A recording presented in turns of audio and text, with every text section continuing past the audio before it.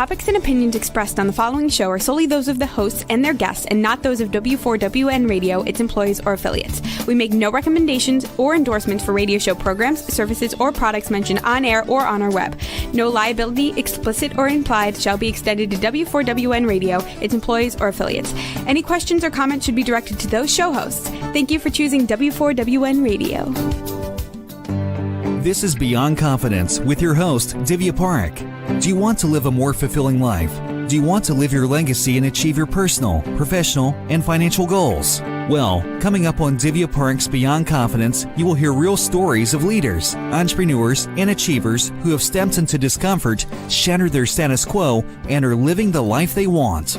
You will learn how relationships are the key to achieving your aspirations and financial goals. Moving your career or business forward does not have to happen at the expense of your personal or family life, or vice versa. Learn more at www.divyaparekh.com, and you can connect with Divya at contact@divyaparekh.com. This is Beyond Confidence, and now here's your host, Divya Parekh. Good morning, listeners. So thrilled to be here with you. And today I've got a fascinating story about kindness. Veronica, one of our audiences, sent out that she had been helping out homeless people and she was burned out. And then she was sitting down with one of her friends and they told her that you're extending kindness to all these people. How about yourself? And then she said that she decided to take a break and from all her kindness activities and be kind to herself. And it's such an important concept. And actually, I learned from her. So usually, I don't know about you, but I see myself as the last person that I pay attention to. It's always about clients. It's always about other people. So this weekend, I gave myself a dose of self-kindness. And I gotta tell you, it's nice because when you're kind to yourself, you have more energy and you can give more kindness and energy to others. So it's something for you to ponder over. And for those of you who have got our books, either one of them or any of our 14, 15 books that we have written, The Entrepreneur's Garden or Expert to Influencer, it's going to give you the life you deserve and position yourself for the meaningful impact that you deserve to deliver. Because as human beings, it's our responsibility not only to live happy lives for ourselves, but to deliver impact as well. So, excuse me, it's important that we help others as we help ourselves. So get our books if you have not, and I want to thank you, each and every one of you who have got our books. So let's welcome our guest. Welcome, Michael. Thanks for having me. Absolutely. So we always begin with the childhood, and that's all of us began our lives. So do you recall a moment or a person that even stands out for you today who had left a positive mark on you in your childhood? Oh, certainly. There's two people, really, two of my grandparents, my grandpa and grandma. They were huge influences in my life early on. I think they taught me my first lessons about money management. For instance, my grandmother, when I was really little, we played this game every time we go to lunch. It seemed she'd tell me to have this saying, I want to increase my vocabulary so that I may speak more intelligently. I was saying this when I was like 5 or 6 years old, 7 years old. And then over the years, she would teach me new terms, to increase my vocabulary. And a lot of them were financial related. So looking back, I learned how to talk about the very basic nature of stocks and bonds when I was 7 or 8 years old. And I think those planted the seeds that made me a money manager later on in life, because I was never intimidated about finance or any of those issues. And then my grandfather too, he taught me a lot of financial lessons later in my life. For instance, when it was time to get my first car, he didn't want me to take out a loan and pay interest. So he gave me the loan interest free. So I paid him back. He helped me with college, and he was just a very disciplined man who lived a life that I wanted to embody in my own ways as I grew older, because I felt like he did it right. He had a lot of friends and was always just, he just seemed to have a very good sense of who he was and who he wanted to be. And he lived that in his financial life and his personal life. So I still think about them a lot. I wrote about them in my book, and I think they're an inspiration to even this day when they're not here anymore. That is fantastic. And so many nuclear families, as they're happening, what happens is that we lose touch with our families, and so many times people move away. But it's important to remember that how important that family is, because your story is so powerful. Your grandparents decided the course of your career and your life. And as you said, that by the time you were just 8 years old, you're so comfortable with it. So tell me, as you grew up, did you have any other interest, or was finances your interest from the beginning? Yeah. So when I was around 7 or 8, I also became interested in something called baseball cards. This was back in the 1980s I grew up in, and back then baseball cards were very popular, and I discovered, Huge. yeah, they were awesome. And I think I looked at them like stocks early on, because there's this thing called the Beckett Price Guide that would come in the mail every month. That was my favorite day of the month, when my Beckett Price Guide would arrive, because it would tell you like all the prices of the cards, and there were little arrows up and down if they went up or down in value from the previous month. So I was just fascinated by that. And I think combining my grandparents' inspiration with that hobby, that really like planted the seeds even further for me to become an investor later in my life. Fast forward to college, when I was in between my junior and senior year, I was actually a government major at Georgetown University. I thought maybe I'd want to be a lawyer or work on Capitol Hill or something like that. But then I got this internship opportunity at a venture capital firm in Boston. And that summer changed my life, because I kind of rediscovered what I really liked about investing in baseball cards. I just realized you could do it in terms of companies. And so I became really fascinated at that point with investing, and decided to pursue that for my career. And so we are going to get into the financials, and we will be tackling for entrepreneurs, for professionals, and anyone, because usually most people are doing some form of a job or something. So as you continued, where did your career take you? Sure. So I graduated just as the tech bubble was blowing up in 2001. So it was really hard to find the kind of job I wanted. The venture capital firm that I'd worked at previously wasn't hiring. Most of the major banks and good jobs on Wall Street were hard to find, because there were a lot of hiring freezes. So I had to kind of bob and weave. First, I worked at a bank for a little while, and then I got, as the market got a little better, an opportunity to go to Fisher Investments. They're the biggest registered investment advisory firm in the US. And I got to work for Ken Fisher, who's a billionaire founder, a brilliant market mind, also a wonderful person. And that's where like I really kind of learned my craft in a professional sense. I was an equity analyst there. And I had a good run. Later on, I left because I always kind of wanted to be an entrepreneur. I think see. So like, let's kind of touch upon when you mentioned that you were equity analyst. Mm-hmm. So can you share with our audience, what is an equity analyst? Sure. So you're basically a research analyst, and you're assigned to certain companies, usually within a specific coverage area. So I had 3 different sectors that I covered.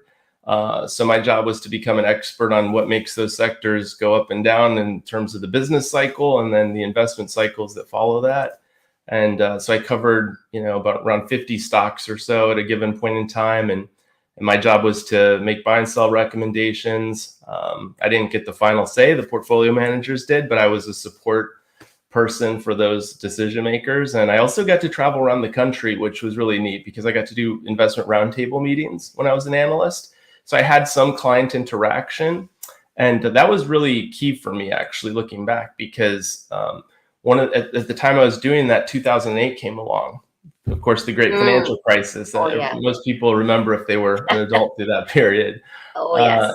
And so, going to do those meetings around the country in that turbulent market climate, it kind of just reinforced a lesson I started to learn at the front edge of my career, which, when the tech bubble burst is when I was just getting into finance. And then a few years in, I had the great financial crisis to deal with, and interacting with the clients and seeing how stressful that was for them. because almost everything struggled that year, unless you were 100% in cash. I had a lot of empathy for the clients, and it kind of reinforced in my own mind that if there's one thing I want to be good at as an equity manager, it's doing well in bear markets. That just seems like crunch time in a market. It's like almost like in basketball. A lot of times the game's decided in the fourth quarter. That's when the clutch players show up, and Kobe Bryant or Michael Jordan would take over the game. Well, I think in a lot of the investors I admire, that they tend to do best in the bear markets, and that's part of the reason they have such good long-term track records.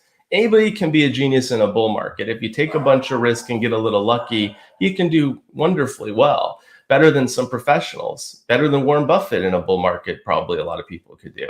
But in the bear markets is where Warren Buffett's of the world excel. That's where he's generated the most of alpha or outperformance through his career. And because I had seen, the tech bubble and then the great financial crisis, and I really grew up in a lost decade for stocks. I mean, I entered the industry at the end of an epic 2-decade bull market, and then the stocks didn't go anywhere from 2000 to 2010 or so. Yeah. And so, it kind of, it created my philosophy, which is risk management's the number one priority. That's very powerful. So, like everyone else, I incurred losses in both those times. Now, going back to, there may be a lot of people in our audience who may not know the bull markets and bear markets. Can you expand on that? Sure. I think the most important thing to realize about the stock market is it goes up most of the time. And the longer you invest, the better the chance that you'll come out in a positive return. But bear markets are usually defined as a drop in the market averages, so something like the S&P 500 or the NASDAQ of 20% or more. If that happens in a day or two and it snaps right back, most people wouldn't say it's a bear market. A bear market's usually a decline of 20% or more that's kind of longer lasting and more difficult to work through. So, some people debate, was 2022 a bear market or not? Well, the market went down over 20%. I kind of think it was, but it was a short-term one. So bear markets can vary in length. They can last years or even a decade plus, like 2000 to 2013 or so. And then a bull market is just when the market's going up, which it does most of the time. So you mentioned that you had worked with Cam Fisher himself, if I got the name correct. Tell us, what did you learn from him, and what were some of the lessons that you carried back? Sure. The number one lesson I learned is that markets are ruled by supply and demand. And that was a really important one, even more important than I realize now that I'm at this point in my career and I look back. And the reason I say that is because a lot of people subscribe to different religions in terms of how they invest. For instance, some people believe in something called value investing, which is buying the cheaper stocks in the market, cheaper relative to their earnings power or cash flow. Is what I mean by that. Not necessarily the price per share, but relative to the fundamentals. So out of favor companies that are bargains. And that strategy has done really well over the last 100 years. But it has not done well over the last 10 plus years. Something called growth investing has done better over the last decade. That's the companies are growing their earnings and revenues at a really high rate. Usually those trade at higher valuations because they're more attractive fundamentally. And we've been in a cycle where growth stocks have just trounced value stocks. But those aren't the only two types of investors. There's also people that look at charts and they make their decisions based on patterns in the charts. I'm somebody who believes any method that I just mentioned can work really well if you're disciplined in how you practice it. But because these strategies work well at different times, I don't believe in just looking at the market one way. I like looking at it as a holistic market that is buyers and sellers, and anything that moves supply and demand for shares is going to be the main thing to focus on. So that way you don't get stuck in a long period of time where your style is out of favor. Because when that happens and you're not doing as well as your neighbors, you're often tempted to abandon the strategy at the exact wrong time. Because just when value stocks are going to finally do well, a lot of people will probably throw in the towel. So Ken taught me to be agnostic on style, think in terms of the market cycle and the big picture. If there's going to be a bull market, you want to be mostly in stocks, get your asset allocation right. That's the most important investing decision, is what's the proportion of stocks, bonds, and cash in your portfolio. That will influence things more than any other decision you make. And then within the stock market, he taught me how to think macro oriented. So which sectors are going to do best based on the overriding picture that we see in the economy and the market, and then what types of stocks are best representative of those themes that you may identify. So he taught me to look at the market in a way that I think is kind of unique. And it's one of the reasons he's been successful for a very long time. He started his firm when I was born, and now they manage $200 billion plus. And the reason he's been able to survive and thrive over time is he's always adapted to the different changes in the market. I think that's really important for any investor to do. So basically what I'm hearing is that see where the winds are blowing. And when you talked about supply and demand, is also looking at consumer trends, market trends, where what is happening, what are the new, and also kind of knowing whether it's a fad trend or it's a paradigm shift. Because if it is long term, then you know that this investment it may not do so well in the near term, but it will be good in the long term. Is my understanding correct? I would agree with everything you just said. Yeah, you have to have some patience because nothing outperforms every day, every week, every month, every year. So you really have to decide what's your time horizon. How long do I have to invest, and how do I maximize the odds of me doing well relative to my objectives over that time period? And that's different for different people. So it's important to have a benchmark for your portfolio. A benchmark is anything that could be considered a broad market index that has a return history that's consistent with the goals that you're trying to pursue. Some people want to beat the S&P 500. That's their number one goal. That's fine. That's called relative return focus. So what you got to do there is you got to figure out what parts of that benchmark, the S&P 500, are more attractive or less attractive based on where you think the market cycle is. And what you do is you overweight the areas you like better, but you also own some stuff in the areas you don't necessarily like. And that's just in case you're wrong. It's called a core and counter strategy. And other people may not care about beating the market. They may care about funding their key goals in their life. That's a completely different set of objectives. I think more people fit into this category that I've worked with in my 20-year career. And that's why I think it's really important to decide what are your personal goals, how are they intrinsically linked to the core values that you have, and how can you be inspired to pursue those goals and make sure you can fund them on time. And when you figure that out, it's just about how much is each goal going to cost me over what timeline, and what's the return and savings rate I need to have to average to fund those goals on time. And you can use something called a Monte Carlo simulation. If you work with a financial advisor, almost every financial advisor probably has that capability. Or even if you wanted to buy your own Monte Carlo software and do it yourself, it's not that expensive. What that process does is it takes a lot of historical returns, projects the probability of you getting to each of your goals on time. You don't want to be somebody who's got 100% certainty of reaching your goals, or you're probably not dreaming big enough. So what I encourage people to do is try to be above 80% if you can, in terms of the likelihood of getting there. That way, if some bad luck comes along, you happen to invest a big chunk of money right before a big market downturn, for instance, you have time to make your way back. The key thing with investing is to never put all your money in just one basket and then it blows up and then you're game over. If you stay in the game long enough, time is your most significant tailwind as an investor. So you really just got to know what you want to achieve. And then have a plan that you can use to get there that is fairly flexible, and gives you a lot of opportunities to win.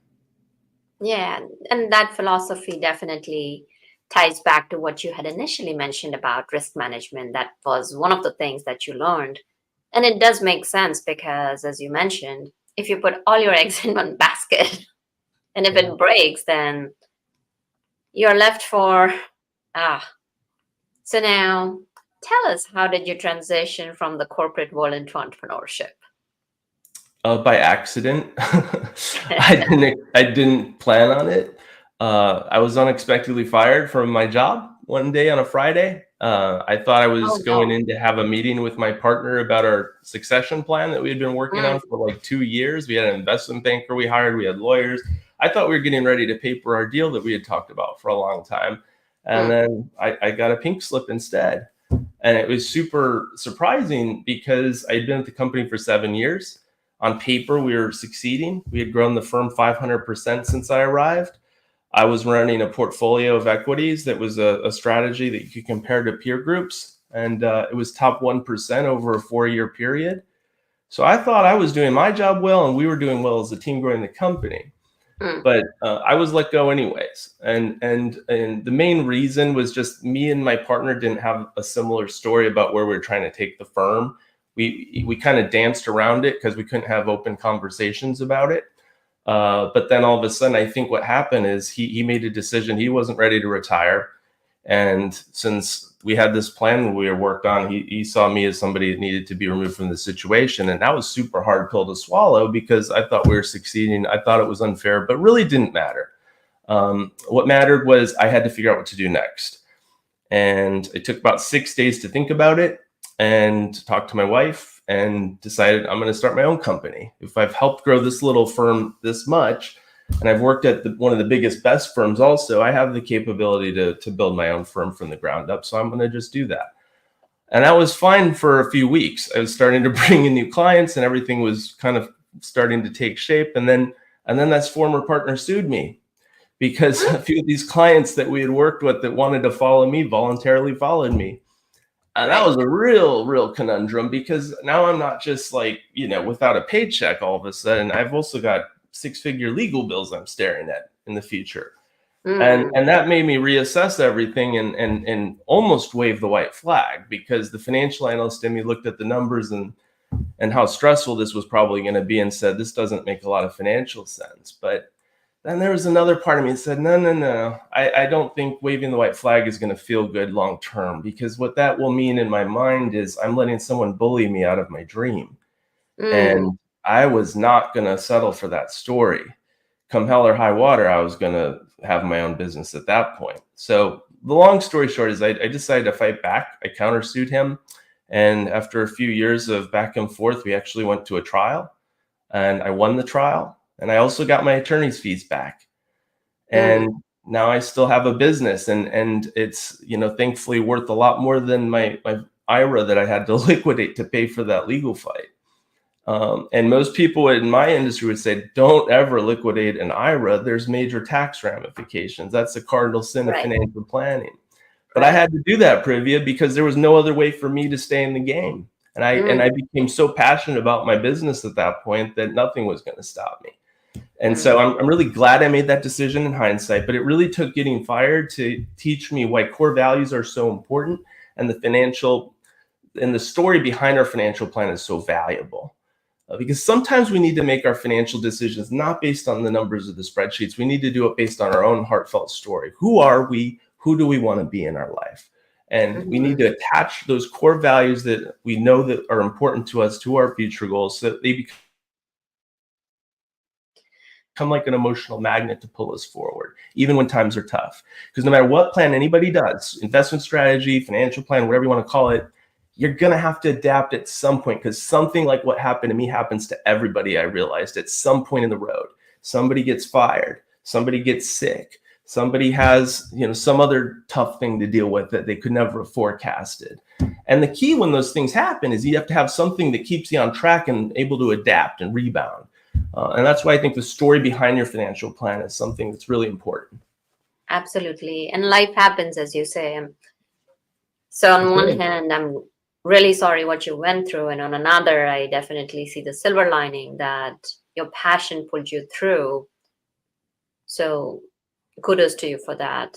I'm sure. Thank you. That's why I call my firm Silverlight, silver linings. You just said the key word. I just decided at that time, I'm going to make a positive out of this negative. That's the only way I can look back later in my life and feel good about this episode.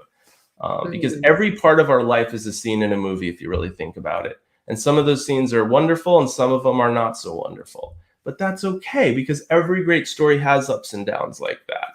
The key is to know what your story is and to not let the external world or other people shape that for you. Absolutely. So going forward, I'm assuming that now you're all settled and doing well. Yeah. No, I mean, things are going good. My book just came out this year. I wrote a book called The 4-Minute Retirement Plan. The first third of it is about the story behind your financial plan. It's because I learned through my own trials and tribulations that wealth management without meaning is meaningless. And so we need to attach meaning to our financial goals, and we need to have a financial plan that makes sense too. But if your financial plan makes a lot of financial sense, but it doesn't emotionally resonate with you, you're not going to get where you want to be. So the book is about combining those two things. It ranked the #1 Amazon bestseller in its category, which I was excited about. And Well, congratulations. yeah, thank you very much. It took a long time to write, and I'm happy that I did it. So now let's take a look at 3 different categories. Now tell us, like, let's say if people are, whether they're seasoned investors or they're just kind of starting out in the professional life, they have access to the 401k. So let's explore that, and then we'll go to entrepreneurs and then general investing. So share with us anybody who is just kind of starting out in their professional careers, or even if they're in there, what would be a few great strategies for them? The first thing I would recommend for a young person is to get on a sound budget, because you can't save money if you spend it all. So there's something really simple called the 50-30-20 formula that says 50% of your income should go approximately to the needs in your life, the roof over your head, the food that you put on your table, etc. 30% would be what I call the fun money budget. This would be things for discretionary spending, that if you stay within 30% of your income allocated to these items, it should be what I call guilt-free consumption. Vacations, new clothes, new car, whatever you want to call it. But if you keep about 30% of your budget towards those things, that leaves about 20% left over you can invest long-term in your future goals, whether they be retirement or something else. And that's a very simple, good schematic to budget based on. And then if you're young, I would invest mainly with your savings and equities, because that's the best asset class over the very long term. And if you're young, you probably have a long time horizon. So you don't want to have a lot of bonds or cash. You want to have, equities. If you want to have a little Bitcoin or gold or whatever else, that's okay. But I think equities are the best asset class for most people over the long term. So I think those are 2 things to keep in mind. And what about people who are somewhere in the middle or getting ready to retire? Well, I think in that case, you probably want to figure out what are some emotionally powerful goals over a few different time horizons. One thing I believe is that too many people have too many goals when it comes to financial plans. If you've got 5 or 6 different goals that you're trying to model, say you start working with, a lot of people start working with financial planners or investment advisors around midlife if they have the means. And that's a good time to really take an accounting of where you're at in your life, where you're trying to go. And I would recommend having 3 key goals. One short-term goal, which would be 1 to 3 years, a medium-term goal, let's call that 3 to 5 years maybe, then a long-term goal, which would be like 10 years plus. And I would try to figure out not just what the goal is and by when you want to achieve it, but why. And that's where your story can come in handy. The story behind your financial plan is the why of your financial plan. So what I teach people to do in the book that I don't think's ever been done before is I teach them how to write the story behind their financial plan. And that starts with thinking back, like we did in the beginning of this conversation, to key periods early in your life, key people, key places that really are valuable to you. My grandparents instilled in me a lot of my core values.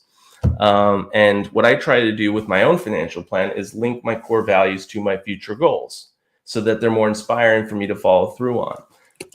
And then I try to just make sure that me and my wife have the budget and investment plan that makes sense to fund those goals on time. And I do the same thing with my clients. One of my clients, for instance, is getting ready to retire pretty soon. And he's probably going to move from California to Georgia. And the reason that he's probably going to do that is partly financial. It's a little cheaper cost of living. Right now, he has a good job in California, so he can't leave here. But when he retires in a few years, he's a free agent. He can go anywhere he wants and write the next chapter of his life however he wants. And so Georgia makes sense for him because it's a little cheaper, but also because there's a particular community that has an unbelievable golf. They have like 3 or 4 golf courses. He's a big golfer. So that's kind of one of his happiness triggers, that he can meet there better than here. But even more important, this is a man who grew up in a house with 7 brothers and sisters. And family's one of his core values. And he's got 3 daughters that live around Georgia. And so for him, that's what makes retirement exciting. He envisions himself being in Georgia, being by his family, creating beautiful memories. and owning his time enough to where he can play golf as much as he wants, and he's got plenty of places he can do that. And so that's what I think you should try to do as you start to save money, is try to think, how do I allocate this money to live a better lifestyle and then ultimately have a better legacy? Absolutely. Some really great nuggets over there. And now let's say there are a lot of entrepreneurs, and in entrepreneurs' lives, sometimes there is famine, sometimes there is feast. And and yet it's important that they start investing in themselves as well, because what happens is, as an entrepreneur, there's so much investment you have to put in the business. Like so many times, like you've got, even if you have got good cash flow back, you are like, okay, let me invest in the business. So how can entrepreneurs balance that growth and that long-term investment? Sure. Well, it can be challenging. I know what that looks like, obviously. So I think the most important thing is to sometimes take a step back and look at the big picture. And again, this is where your story can be helpful. If you're passionate about owning your own business and you truly believe you've got a viable business plan, then you need to prioritize that. And it's okay to reinvest in your business. You're reinvesting in yourself, and that's an asset. It's also important for people that are self-employed to have other assets to counterbalance the volatility of their business if possible. Things like an emergency savings account can be very useful. That's one of the most important, like, protective defense mechanisms in your overall portfolio from what an unintended debt spiral. The thing that causes the most financial distress is when people get in credit card debt and things like that, where they think it's a short-term fix because they've got a cash flow crunch. So they put money on a credit card, and now interest rates are over 20%. And very quickly that can snowball and work against you in a way that's hard to climb out of. So that's why you want to have an emergency savings account of 6 to 12 months usually of your earnings, where it's just in a cash account or cash equivalent, very low risk. Money market, CDs, whatever you want to pick from there is fine. But I think it's important to have that fallback cushion, so that when the volatility of your business is not where you want it to be, you've got something to fall back on. It keeps you in the game for the long term. Absolutely. And the entrepreneur, if they have a volatile income stream, it's important to favor a bigger emergency savings account. A W-2 employee could probably get by with 6 months of reserves. I would recommend that an entrepreneur have 12 months plus, just because that's what I had, and that's what helped me survive. I mean, I had a lot of savings, including my IRA, and now I liquidated my IRA, which was an extreme thing I didn't want to do. So sometimes you have to make a really tough choice: is your business worth it or not? Because it can get hairy. But my business today is worth well in excess of what my IRA was. So I'm glad I made that decision. And the key thing for everybody is to make your decisions that are true to you, not let fear or anyone else guide you down the wrong road. So sometimes if you're in a turbulent period, it's just try to take a step back, look at your life, ask yourself what you'll be happy or sad about in 20 years when you look back on this time period based on the decisions you could make. And try to talk to your future self and be your future best friend and make the decisions that are right for you. Absolutely. That makes so much sense, that it's important to do things that are right for you. Now, question for you is that you've mentioned about some of the mistakes people make. Are there any other mistakes, financial mistakes, that people make that they should be on the lookout for? Yeah, one common one right now is I think a lot of people have too much money in passive investments. I wrote a chapter called The Passive Investing Bubble in my book about this. So if you look at most 401k plans, for instance, they're very, very geared towards things called target date funds. Around 85 cents of every dollar it gets invested in a retirement account nowadays goes into one of these. And it's basically something that just invests purely in the broad market index, something like the S&P 500. And that's been a fine strategy over the long term because it's more cost efficient than hiring active managers that run mutual funds or ETFs. But one of the problems is now like 60% of the market is in passive investments. If you look at US stocks, around 60% is in passive, which means the majority of the market right now is just blindly buying the biggest companies, independent of their valuations, independent of their fundamentals. They're just buying because they're the biggest companies. because that's all that a passive index favors in terms of the factors that it looks for. The bigger you are, the bigger the weight.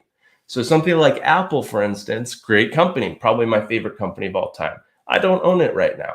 The reason I don't own it is because it trades over 10 times sales, and that's a very high multiple to pay for a low growth company. It's been low growth over the last few years. But if you look at where Apple traded 10 years ago, it traded about 2 times sales. And at that point in time, it had around a $400 billion market cap. Nowadays, it's worth over $3 trillion, mostly because the valuation's gone up. And I think that's mostly because too many people have put money into passive investments that favor those big companies.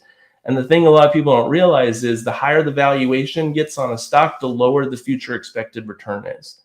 So what I encourage people to do is have some passive investments if you want, but make sure you're diversified with some active strategies too. Active meaning something that doesn't just buy stocks based on their market cap alone. You could pick the stocks yourself if you think you're good at it and have that be a part of your portfolio. You could hire a professional like me to do it for you. You could invest in active mutual funds or ETFs. Any of those options is fine. Just counterbalance the active and passive weights in your portfolio and never invest too much in any one sector. Another problem with the S&P 500 is that like so much of it is in these big stocks, so much of it is in tech. If we have another tech bubble, that's going to be another lost decade of returns for a lot of people, and I don't want to see that happen. Very powerful. And you've also mentioned that women are more disciplined investors than men. Can you share with us what's the reasoning behind that? Sure. I wrote a Forbes article about this a few years ago, and it turns out that women they have a better emotional temperament than us men. Men take bigger risks, trusting their gut instincts more than they should, and women are more disciplined about the risk-return equation. So a lot of studies have shown that women do better over time than men in terms of their portfolios, and it's something that's analogous to what Warren Buffett says about investing. One of the things I always remember that he says is that it's important to have a decent IQ, but the highest IQ doesn't win in the stock market. The person that has a pretty good IQ, but a really strong emotional temperament and control of their emotions is going to do far better than somebody with a very high IQ and poor emotional temperament. So that's one of your advantages, Privya, over us men. And you have talked about a lot of financial lies that we tell ourselves. So is there anything that you think we need to add on to for our audience? Yeah, I think one of the most devastating lies we can tell ourselves is that no matter what we do, we can't get ahead. There's a lot of what I call future fatalistic thinking nowadays, where certain people don't even want to bother trying to plan for retirement because they just figure they'll never be able to retire, and it's too complex of a challenge for them to figure out how they're going to get from point A to point B. A lot of people also show that kind of thinking in the fact that over half of Americans don't have a will. That's the most basic legacy builder that you can do, is like as a favor to your family. Like when you're not around, like don't leave a mess for your loved ones to clean up. Just do a will. It's so easy. You can go on LegalZoom or any of these discount websites and easily get a template for not a lot of money to do one. So I think it's important to just have a positive story no matter what your circumstances, because what matters is everybody wants a compelling future. No matter what's happened to you in the past, you may have been burned in the stock market, you may have been subject to some other financial distress, but you can't let your mind keep going there and bring it into the present and future. You have to remember that every day is a new opportunity to begin again more intelligently. And at the end of the day, just never lie to yourself about what your true potential is. Yeah, no, very powerful. And so everything that you have shared, it kind of brings us back to our core values and our mindset. Yeah. And the story that we are telling ourselves, what is serving us, what is not serving us, and getting rid of it. So which is so powerful that it's fascinating that regardless whichever field you're in, the success begins with the mindset and our core values. So I know you've mentioned about your book. So tell us about your book. It's called The 4-Minute Retirement Plan. And the reason I decided to call it that is it's inspired by the story of Roger Bannister, who ran the first 4-minute mile in the 1950s. He was supposed to be retired from running at the time. He was a 25-year-old student at Oxford Medical School. But it had been about 10 years where the record for the mile run was like 4 minutes and 1 second. And so as no runner could beat that time year after year, a lot of people develop strange theories. Maybe it's not possible. Maybe people will die if they try to run that fast. A lot of crazy stuff. Since he was a physician, he knew there was no limit in the body to running a 4-minute mile. He knew it was a problem in the mind. So he decided to pursue that goal to prove to everybody that it was possible. And he did that after he ran in the Olympics and got 4th place. So he had a disappointing finish at the Olympics, but he didn't just retire on a down note. He had a new invigorating goal to go after, and he achieved it. And one of the reasons he achieved is he had a super simple strategy to go with his positive story. His strategy was, there's 4 laps in a mile. If I run 59 seconds per lap, I'll achieve my goal. So his training regimen was based on that very simple insight. He ran 59-second splits at lunch every day. He only had a half hour to train, not as much time as his competitors, but he was really practiced at those 59-second splits. And on race day, he had 2 pace runners on his team that were in the race with him. And their entire job in the race was to run 59 seconds each lap. So one guy took the front end, the other guy took the back end, and that helped Bannister stay on pace. And when he described running that race, he described that he felt like he was running too slow at the time, and he had felt an urge to speed up. But he kept the pace. That gave him the stamina at the end to have his Bannister burst, and he ran his miracle mile. And I take that story and I apply it to retirement because it's the biggest financial riddle out there. It's the one that causes the most stress for the most people. And what I want to help people do is chunk down the race into manageable parts. I think there's 4 laps: a savings lap, investing lap, lifestyle lap, and legacy lap. So the book gives you strategies you can use that are proven over time to conquer each one of the challenges that are part of each of those laps. But I also remind people at the front end that, Bannister couldn't have done anything. The 59-second splits wouldn't have mattered if he didn't have a positive story to begin with, that he could achieve this. Optimism is essential for every major achievement, including in your financial life. So if you're telling yourself a negative story, you got to start right there, and you got to start editing that. And if you do that and you follow tried and true strategies, they don't have to be any one strategy or another. I give people a menu they can pick from because I don't believe it's important to just have perfect strategies. I think it's important to make progress on all 4 fronts. So that's what the book's about.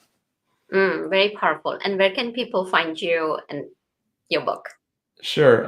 Amazon and other major booksellers, Barnes & Noble, Target, you can take your pick. And my personal website's michaelcannivet.com, Cannivet. And you can also go to my corporate website at silverlight.us. Oh, fantastic. So as we bring the show to a close, is there any last minute thoughts that you want to share? I'll tell one really quick story. There's a man I talk about in the book named Theodore Johnson, who is a UPS worker. This speaks to the power of a story and a simple strategy. This is a guy who didn't think you could get ahead financially because he couldn't save enough. He made about $14,000 a year as a VP at UPS in the 1950s. And his friend asked him a question that changed his life. He said, "What if you just pretend to tax yourself? Why don't you pay yourself before Uncle Sam? That way you'll start saving money." And that one simple question completely changed his thinking. Instead of "I can't get ahead," he thought, you know what? He's right. That's a simple strategy I believe in. So he started putting 20% of his income every month, paying himself first. He invested all of it in UPS stock, which broke a rule because it wasn't diversified, but he got a little lucky. UPS did very well. And this is a man who never made more than $14,000 in a year. When he died, his fortune was worth $70 million. He left educational grants to a bunch of people to fund their college. He's a very normal person who had mega success because he told himself a positive story instead of a negative one. He had a simple strategy that he pursued relentlessly. If Theodore Johnson can do that, all of us can achieve worthwhile financial goals. We just have to start with the story, get that right, and then everything else will take off from there. That's a very powerful story. Thank you, Michael, for joining us and giving us so many powerful insights. I'm sure this is going to help our audience, and I'm sure you're going to make your way to the book and take advantage of it. So thank you for joining us, and thank you, dear listeners. Absolutely. And thank you, dear audience, for being part of our family. and let us know what else can we bring for you, because our goal is to support you and serve you so that you can live the best life you deserve and want. And thank you, Juan, for making this show possible technically, and be well and take care. Until next time. Thank you for being part of Beyond Confidence with your host, Divya Parekh. We hope you have learned more about how to start living the life you want. Each week on Beyond Confidence, you hear stories of real people who have experienced growth by overcoming their fears and building meaningful relationships. During Beyond Confidence, Divya Parekh shares what happened to her when she stepped out of her comfort zone to work directly with people across the globe. She not only coaches people how to form heart connections, but also transform relationships to mutually beneficial partnerships as they strive to live the life they want. If you are ready to live the life you want and leverage your strengths, learn more at www.divyaparekh.com. And you can connect with Divya at contact@divyaparekh.com. We look forward to you joining us next week.